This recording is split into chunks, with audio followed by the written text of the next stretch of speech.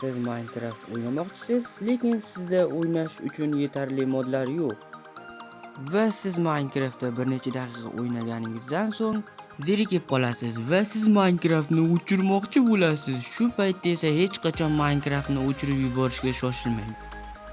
Ushbu videomizda shu va shunga o'xshagan modlarni top 10 tasini ko'rib chiqamiz va do'stlar, albatta kanalimizga obuna bo'lib, like bosish ham esdan chiqmasin. Barchaga salom do'stlar, sizlar bilan Craftmin kanali va ushbu videoda biz Minecraftga top 10 eng zo'r modlarni ko'rib chiqamiz. Let's go. Ushbu modimizda sizlarga butun boshli o'rmonni 2 daqiqa ichida yig'ishtirib ketish imkonini beradi. Va do'stlar, albatta videoni oxirigacha ko'rsangiz bu modni albatta qayerdan yuklab olish mumkinligini ham aytib o'taman.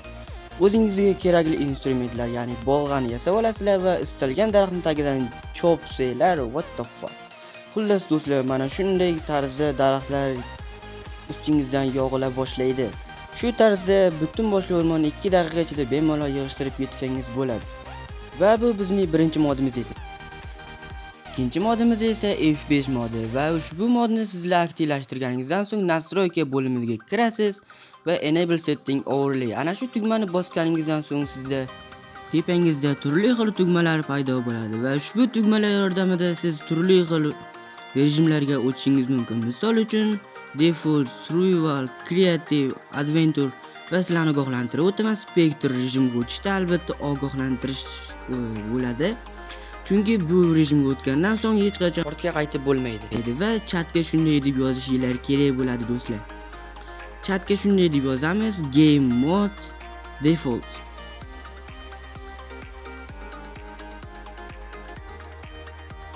Va do'stlar, chatga shunday deb yozib olganingizdan so'ng keyinni bossanglar avvalgi holatiga qaytadi. Va do'stlar, buni hattoki ko'rish darajasini ham o'zgartirsa bo'lar ekan. Qalaysizlar bo'llar, yaxshimi ishlar ketyaptimi? Xullas do'stlar, buni FOV daraja, ya'ni ko'rinish darajasini ham o'zgartirsa bo'lar ekan. Bir rost aytay do'stlar, gap bo'lishi mumkin emas bu modga. Va yana ushbu modning funksiyalari: kamerangizni oldiga, orqasiga va birinchi personajga o'zgartirsangiz bo'ladi. Va bu bizning ikkinchi modimiz edi. Uchinchi modimiz esa Minecraftdagi barcha tirik jonzotlarga harakatlantirishlarni qo'sha oladi. Meni yugurishim, skillerni yonishni yonmayapti. Sizdan tashqari hattoki sigirlarga ham animatsiya qo'sha olar ekan. Prosta do'stlar, gap bo'lishi mumkin emas. Uchganingiz esa juda g'alati animatsiya ekan-ku, lekin ajoyib ekan. Hattoki do'stlar, sizlardan tashqari itlarni ko'zini ochib yumishini-chi, yo, prosta do'stlar, gap bo'lishi mumkin emas. Mana bu qishloqqa negadir sakrayapti yoki bu yoqqa chiqishga urinyapti. Hattoki do'stlar, suvga tushish animatsiyasi ham juda ajoyib yasalgan ekan. Hattoki teksturali desak ham bo'laveradi. To'rtinchi modimiz esa sizlarga tekstura, ya'ni shader qo'sha oladi, lekin telefonim shader ko'tara olmaganligi uchun, ya'ni shaderlar yo'q. Lekin o'yinga kirishda mana shunday ko'rsatar ekan, yo'mayo. Aslida ham bu tekstura desammikin yoki shader desammikin bilmadim, lekin do'stlar, Minecraftni ultra realistik qo'yar ekan. Bu bizmi yoki sigirmi turi yo'qali. Xullas do'stlar, bu mushugni qaranglar, yo'mayo. Buni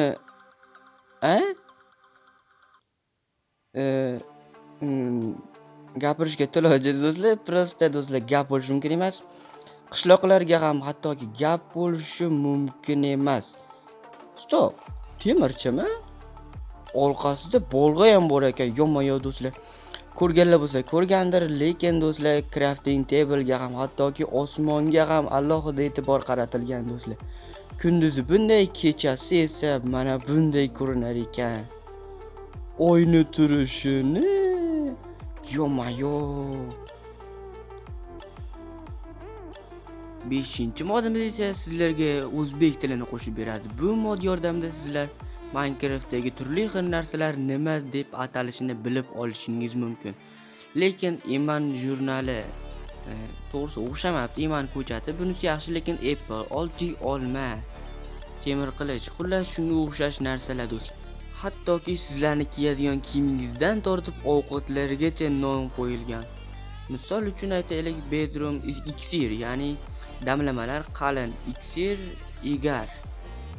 bo'sh joylashuv xaritasi, xullas shunga o'xshash narsalar. Agarda sizlar bu yerdan chiqmoqchi bo'lsangiz, saqlash va chiqish bosasizlar va merga kirishinglar bilan o'zbek tili modda kirishgan bo'lsa o'ynang. So'zlamalar, bozor, kiyinish xonasi, kirish, mob maze. To'g'risi buni nimaligiga tushunmadim, lekin so'zlamalar bo'lmaga o'tadigan bo'lsa, yana do'stlar, prosta do'stlar 70% o'zbek tili qo'shilgan. Va bu bizning 5-modimiz edi. Va nihoyat do'stlar 6-modga ham yetib keldik. Ushbu modimiz barcha modlar ichida eng zo'ri va legendarniy desak ham bo'laveradi. Sababi sizlarni 1000 ta vardin deysizlarmi, 100 mingta, 100 mingta, xullas nechta vardin talasa ham sizlar cheksizlik aslahalari bilan bo'lasizlar. Yo do'stlar. Xullas shunday narsalar bor, ularni olib olamiz. Let's go. Va nihoyat do'stlar, ancha-muncha narsalarni oldik. Endi bularni sinab ko'ramiz. What the fuck is bro? Qo'limda nima bo'ldi? Yo, sigirni sinab ko'ramiz. Let's go. Chaqmoq ekan bu, yo, fire ko'p, olov kubi, tanata otar ekan. Yo, do'stlar. Mana bu to'g'risini aytsam, nimalarga tushunmadim. Dragon Base, ya'ni dragon sizlarga nima desam bo'ladi, zahar o'tadi-ku, xuddi o'sha narsa. Survivalga o'tib sinab ko'ramiz. Let's go. Bizni o'ldirarmikan? Yoy, bu ketgani chiqa. Xayriyat, Creeper, seni sinab ko'ramiz. Xo'sh, o'ladim, yo'q, qoch. Yo'q, 1.5 ta jonim qoldi. Yo'q. Fire ko'p, olov ko'p. Yo'q, do'stlar, bunchalik kuchliligini men bilmaganim to'g'risi. Mana bu plazma kub. What the fuck? Stop, o'lib qoldim. Endi do'stlar cheksizlik aslahalarini kiyib ko'ramiz. Let's go. Va do'stlar, bir narsani sizlarga aytib o'tmoqchiman. Bu kiyimlarning ichida eng kuchlilari Astral Suit, ya'ni Astral Suit demoqchi edim. Astral Suit, mana bu chest plate'ini kiyamiz. Endi shimini kiyib olamiz, oyoq kiyimini kiyib olamiz. Tez yugurish effektini berdi. Mana bu oyoq kiyim, topdim. Demak do'stlar, yo'q. Pat berdi bizga, ya'ni silliq uchish, hattoki tez yuguradigan animatsiya berdi. Yana nimaligini bilmadim-ku. Yo'q, unchalik tez bo'lmasa, agar biz survivalga o'tib olsak, hech kim bizni o'ldira olmaydi. Misol uchun sizlarga vardin olib ko'rsataman. Va nihoyat do'stlar, vardinni oldik. Endi buni qo'limiz bilan o'ldirib ko'ramiz. Xo'sh, vardin akamiz bizni ko'rdi, lekin uni urishi bizga ta'sir ham qilmaydi do'stlar. Xo'sh, menimcha 4 ta yoki 5 ta zarbadayoq o'ldirib yubordim. Lekin do'stlar, modga gap bo'lishi mumkin emas. Va do'stlar, bu bizning 6-modimiz edi. 7-modimiz Siren Head modi. Ushbu mod sizlar oldin ko'rgan Siren Head modi emas. Ushbu modni hattoki Java Edition'dagi Siren Head'dan ham kattaligi bilan ajralib turadi do'stlar. Va do'stlar, Netherite kiyimlarda hech qanday bizga kiyim qo'shilgani yo'q, lekin Siren Headni o'zi turibdi. Siren Headning kallasini ko'radigan bo'lsak do'stlar, sizlarga hech qanday zarar yo'q, faqatgina sizdan 3 barobar, ya'ni 1.5 barobar katta. Va do'stlar, Siren kallani o'zi urushini survivalda shunchalik ursak, kreativda turganda shunchalik survivalda qanday urarkan bolalar. Va do'stlar, bu bizning 7-modimiz edi. 8-modimizda 3 ta mod egallab turibdi. Bu 3 ta mod esa horror modlari. Men sizlarga ma'lumot o'rnida aytib o'tishim kerakki, 3 ta horrordan bittasida faqat bittagina horror bor. Qolgan 2 tasida esa 10 tadan ko'p horror bor. O'yinga kirish jarayoni esa mana bunday bo'lar ekan do'stlar. Ko'rishinglar mumkin, yo'q. Inverterga kirib sizlarga qancha horror borligini ko'rsataman. Yo'q do'stlar. Shuncha horror bilan o'ynashni o'zilmaydi. Barcha horrorlarni olamiz va birma-bir sinab ko'ramiz. Let's go. Va bizga birinchi bo'lib what the fuck? Qanaqadir effekt berar ekan bo'lar, yo'q. Spam. Menga ko'rinmayapti, hozir sinab ko'ramiz. O'yil zo'r horror ekan, menga yoqdi, to'g'risini aytsam. Va do'stlar ship oddiy qo'y. Lekin bu ko'ngillantiradigan effekt berar ekan. Va kuzatuvchi modda.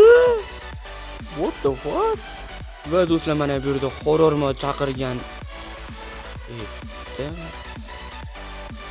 The from the fog. Do'stlar, yo'mayo. Bu horrorni to'g'risini aytsam, birinchi marta foydalanishim emas, balki ikkinchi marta foydalanishim.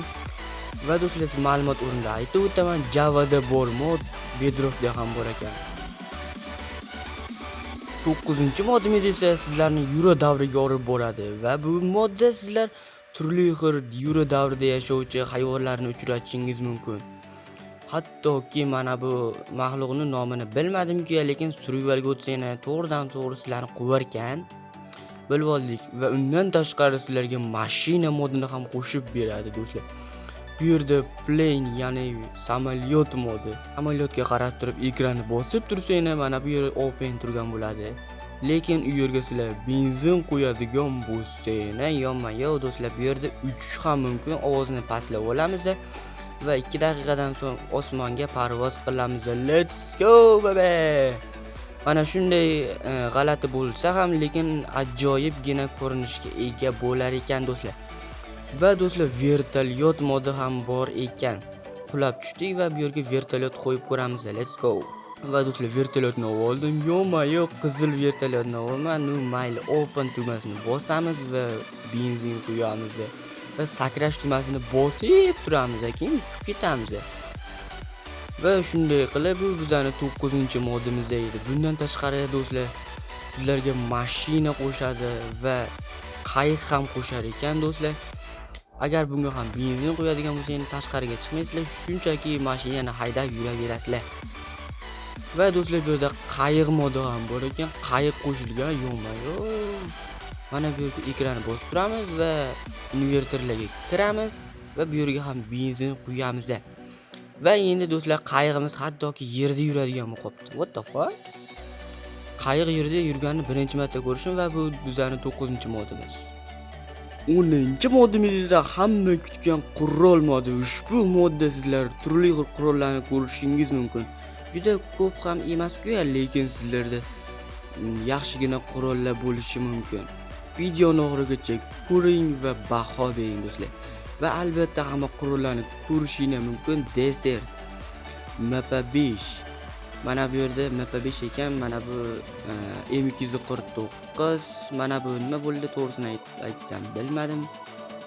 Bilganlar kommentariyaga yozib ketsin. HK18 bu AKM, AKMAK, AVM.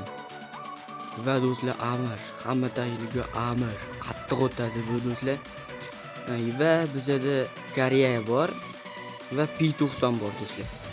Va bularni ham bemalol qurollarini, hattoki o'qlarini ham olamiz. Yo'mayo, mana bu yerda shunchaki granata turibdi. Mana bularning turishini, yo'mayo do'stlar. Endi bularni ochishini sinab ko'ramiz.